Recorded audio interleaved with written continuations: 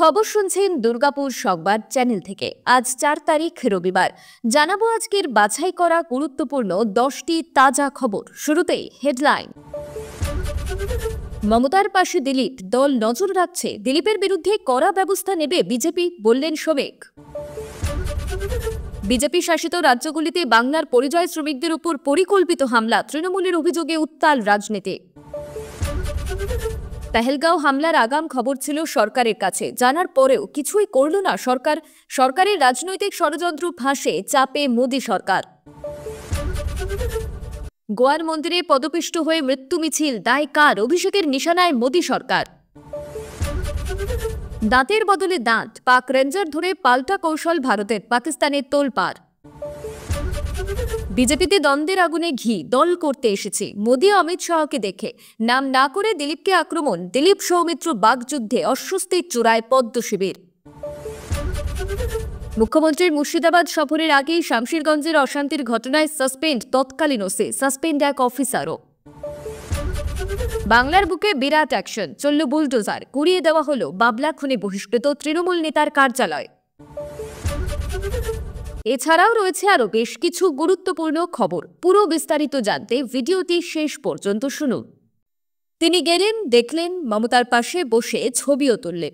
দীঘার জগন্নাথ মন্দিরের উদ্বোধনের দিন একই ফ্রেমে দেখা গিয়েছিল দিলীপ, মমতা, রিঙ্কুকে। আর তারপরেই যেন একেবারে ভূমিকম্প পদ্ম শিবিরের অন্দরে।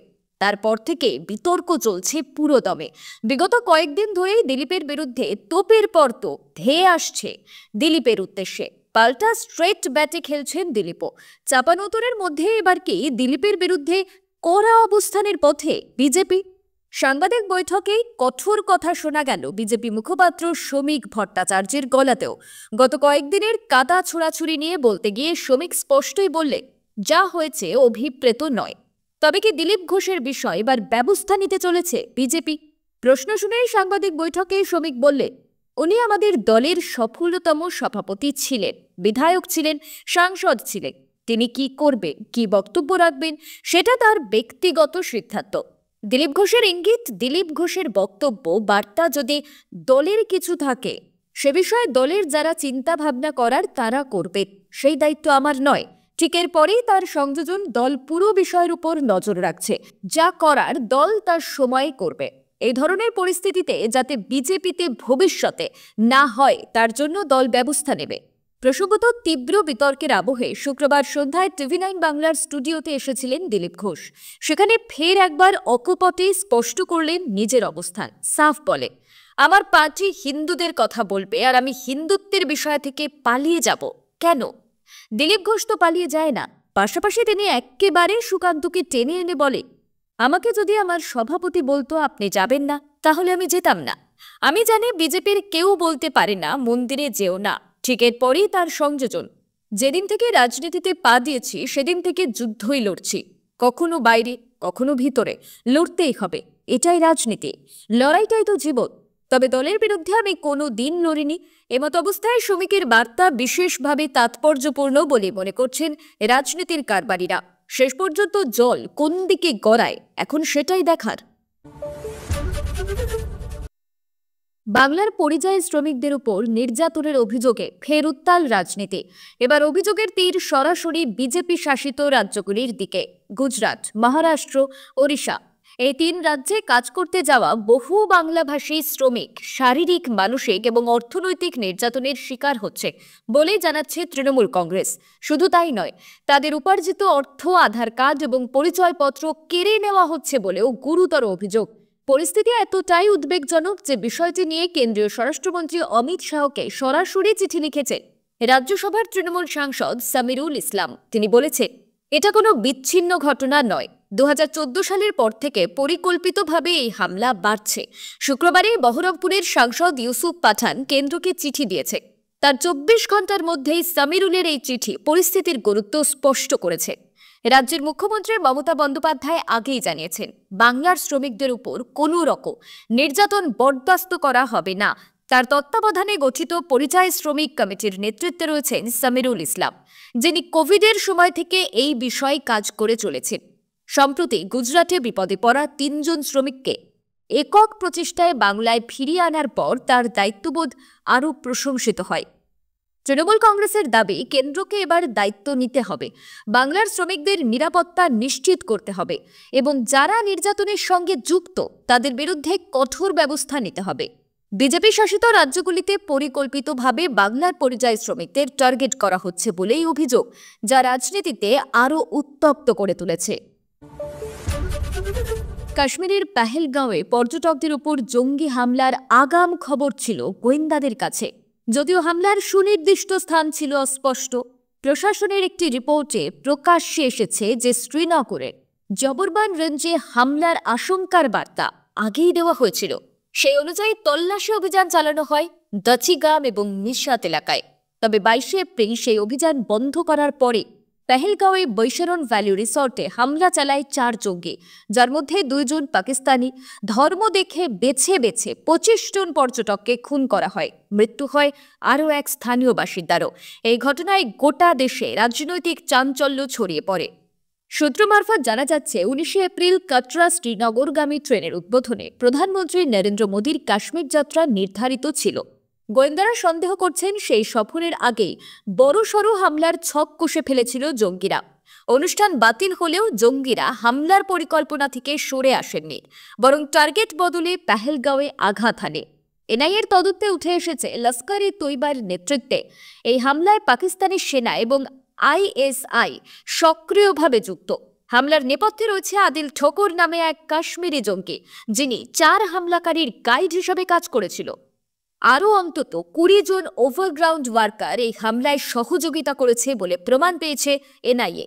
এই ঘটনায় কেন্দ্র ও রাজ্যের মধ্যে নিরাপত্তা ব্যর্থতা নিয়ে রাজনৈতিক চাপানোতও শুরু হয়েছে।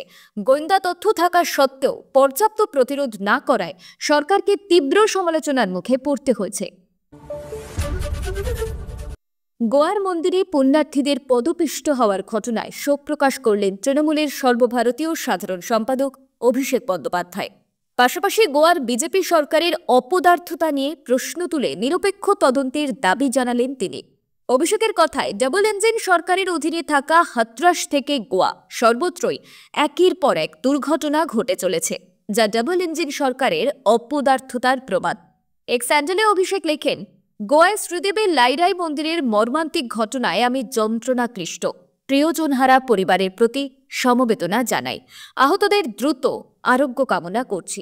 তার আরও সংযোজন, ডাবল ইঞ্জিন সরকার শাসিত রাজ্যে হাথরাস থেকে গোয়ার মতো একের পর এক দুর্ঘটনা ঘটে চলেছে, যা আদপে প্রশাসনিক ব্যর্থতার পরিচয়। তৃণমূল সাংসদ দুর্ঘটনার নিরপেক্ষ তদন্তের দাবি জানান। সঙ্গে আরও লেখেন, লাগাতার সরকারের গাফিলতির জন্যই জনতার প্রাণহানি মেনে নেওয়া যায় না। শোক প্রকাশ করেছে তৃণমূলও। তাদের দাবি, কাদের গাফিলতিতে দুর্ঘটনা ঘটল যথোপযুক্ত তদন্ত করে অভিযুক্তদের বিরুদ্ধে ব্যবস্থা নেওয়া হোক। গোয়ার লাইরাই দেবীর মন্দিরে পদপিষ্ট হয়ে অন্তত 7 জনের মৃত্যু হয়েছে, আহত 30-এরও বেশি। শুক্রবার অনেক রাতে শিরাগাঁওয়ে মন্দিরের বার্ষিক শোভাযাত্রা শ্রী লাইরাই যাত্রায় অংশ নেন হাজার হাজার মানুষ। তখনই ঘটে যায় অঘটন। আহতদের গোয়া মেডিকেল কলেজ এবং উত্তর গোয়া জেলা হাসপাতালে ভর্তি করা হয়েছে।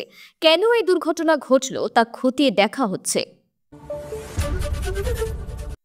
দাঁতের বদলে দাঁত, চোখের বদলে চোখ, পাকিস্তানকে মোক্ষম জবাব ভারতে। এবার লাইনে আসবে শরীফের সেনা, কারণ বিএসএফের হাতে পাকড়াও পাক রেঞ্জার।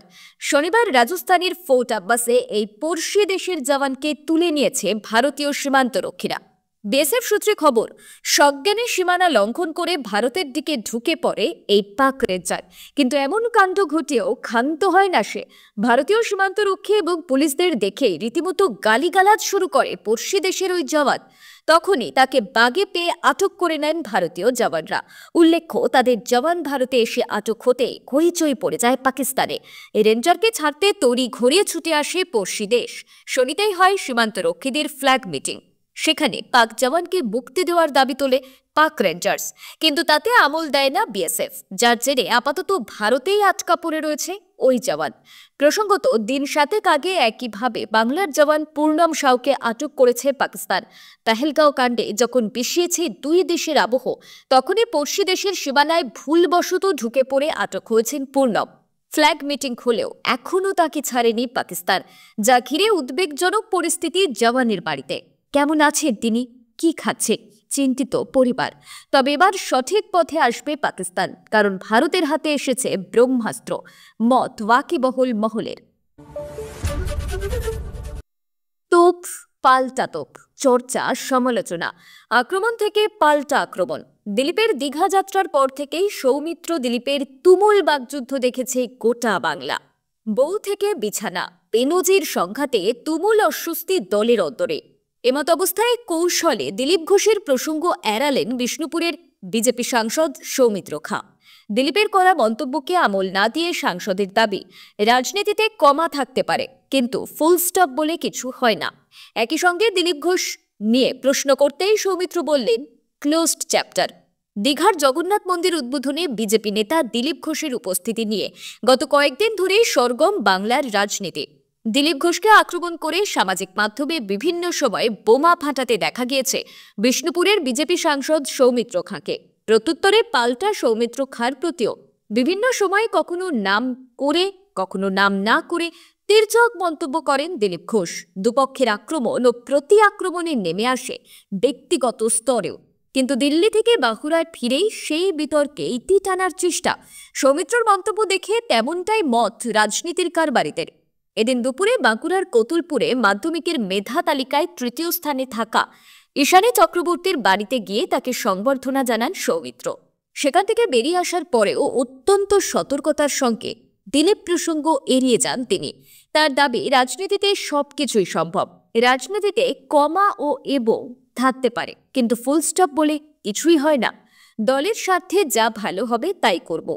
একই সঙ্গে সৌমিত্রর আরও সংযোজন, নরেন্দ্র মোদী ও অমিত শাহকে দেখে দল করতে এসেছি, তারাই আমার নেতা। অন্য কে কি বলল তা নিয়ে আর বিতর্কে যেতে চাই না।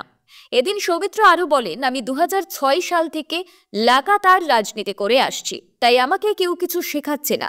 এদিন ফের নিজের প্রাক্তন স্ত্রীর প্রসঙ্গ উঠে আসে তার কথায়। বলে, 2021 সালে যখন কেউ আমার কাছ থেকে চলে যেতে চায় তখন তাকে বিদায় জানিয়েছি। আমি রাজনীতি বলতে শুধু বুঝি পজিটিভ, পজিটিভ এবং পজিটিভ। মুর্শিদাবাদ সফরের আগে শামশেরগঞ্জ থানার 2 পুলিশ অফিসারকে সাসপেন্ড করল জঙ্গিপুর জেলা পুলিশ। ইতিমধ্যে বিভাগীয় তদন্তের মুখে থাকা ওসি শিবপ্রসাদ ঘোষ এবং সেকেন্ড অফিসার জালালউদ্দিন আহমেদকে দায়িত্বে গাফিলতির অভিযোগে শনিবার সাসপেন্ড করা হয়েছে। এর আগে তাদের ক্লোজ করে তদন্ত শুরু হয়েছিল। সম্প্রতি ওয়াকফ সংশোধনী আইনের প্রতিবাদ ঘিরে মুর্শিদাবাদের সুতি, ধুলিয়ান এবং শামশেরগঞ্জে গোষ্ঠী সংঘর্ষের ফলে ব্যাপক অশান্তি ছড়ায়। প্রাণ হারান 3 জন, লুটপাট হয় বহু দোকান, ভাঙচুর হয় বাড়িঘর। স্থানীয়দের অভিযোগ, সংঘর্ষের ঘণ্টাখানেক পরেও পুলিশ ঘটনাস্থলে পৌঁছয়নি, ফলে ক্ষয়ক্ষতি বেড়ে যায়। এই ঘটনার পরিপ্রেক্ষিতে তৎপর হয় পুলিশ প্রশাসন। বদল করা হয় জেলার 2 পুলিশ সুপার। যদিও সরকারিভাবে এই বদলির সঙ্গে অশান্তির সম্পর্ক স্বীকার করা হয়নি। আগামী সোমবার মমতা বন্দ্যোপাধ্যায় মুর্শিদাবাদ সফরে যাচ্ছে। সফরে তার একাধিক কর্মসূচি থাকলেও শামশেরগঞ্জের ক্ষতিগ্রস্তদের সঙ্গে সাক্ষাতের সম্ভাবনা রয়েছে। তার ঠিক আগেই শনিবার বিকেলে রাজ্য পুলিশের এডিজি দক্ষিণবঙ্গ সুপ্রতিম সরকার, জঙ্গিপুর পুলিশ সুপার সহ শীর্ষ কর্তারা শামশেরগঞ্জের বিভিন্ন এলাকা পরিদর্শন করে। ক্ষতিগ্রস্ত পরিবারগুলির হাতে 10,000 টাকা করে আর্থিক সাহায্য তুলে দেন তারা। জেলা পুলিশের তরফে জানানো হয়েছে, তদন্ত চলাকালীন সাসপেন্ড হওয়া 2 আধিকারিকের বিষয়ে চূড়ান্ত সিদ্ধান্ত পরে নেওয়া হবে। পুরো ঘটনার দিকে কড়া নজর রাখছে প্রশাসন। শনিবার দুপুরে মালদায় চাঞ্চল্যকর উচ্ছেদ অভিযান চালায় পূর্ব রেল। বাবলা সরকার হত্যাকাণ্ডের মূল অভিযুক্ত তৃণমূল থেকে বহিষ্কৃত প্রাক্তন কাউন্সিলর নরেন্দ্রনাথ তিওয়ারির অবৈধ কার্যালয় বুলডোজার দিয়ে ভেঙে গুড়িয়ে দেয় রেল কর্তৃপক্ষ। একই সঙ্গে তার ভাই ধীরেন্দ্রনাথ তিওয়ারির ক্লাবঘর এবং আরেক অভিযুক্ত কৃষ্ণ রজকের বেআইনি বাড়িও গুড়িয়ে দেওয়া হয়। মালদা টাউন স্টেশন সংলগ্ন 22 ও 26 নম্বর ওয়ার্ডে রেলের জমি দখলমুক্ত করতে এই অভিযান শুরু হয়। রেলের দাবি, 1 মাস আগে নোটিশ জারি করে প্রায় 100টি ঝুপড়ি, দোকান এবং ঘর ভাঙার প্রস্তুতি নেওয়া হয়েছিল। অভিযানে ব্যাপক নিরাপত্তা মোতায়েন করা হয়। স্থানীয়দের অভিযোগ, এই জমিগুলো থেকেই বাবলা সরকার খুনের ষড়যন্ত্র করা হয়েছিল। গত জানুয়ারিতে ইংরেজবাজার পুরসভার কাউন্সিলর বাবলা সরকার খুন হন। এখনো পর্যন্ত 9 জন গ্রেপ্তার হয়েছে। রেল জানিয়েছে অভিযান নিয়ম মেনেই চলছে এবং ভবিষ্যতেও চলবে। অন্যদিকে ২৬ নম্বর ওয়ার্ডের তৃণমূল কাউন্সিলর গৌতম দাস বলেছেন, যারা ৩০ থেকে ৪০ বছর ধরে রেলের জমিতে ছোট ব্যবসা করছেন তাদের জন্য বিকল্প ব্যবস্থা না করে উচ্ছেদ অমানবিক। তিনি রেলকে চিঠি দিয়েছেন এবং আন্দোলনের হুঁশিয়ারিও দিয়েছেন। আজকের মতন খবর এই পর্যন্তই। ধন্যবাদ।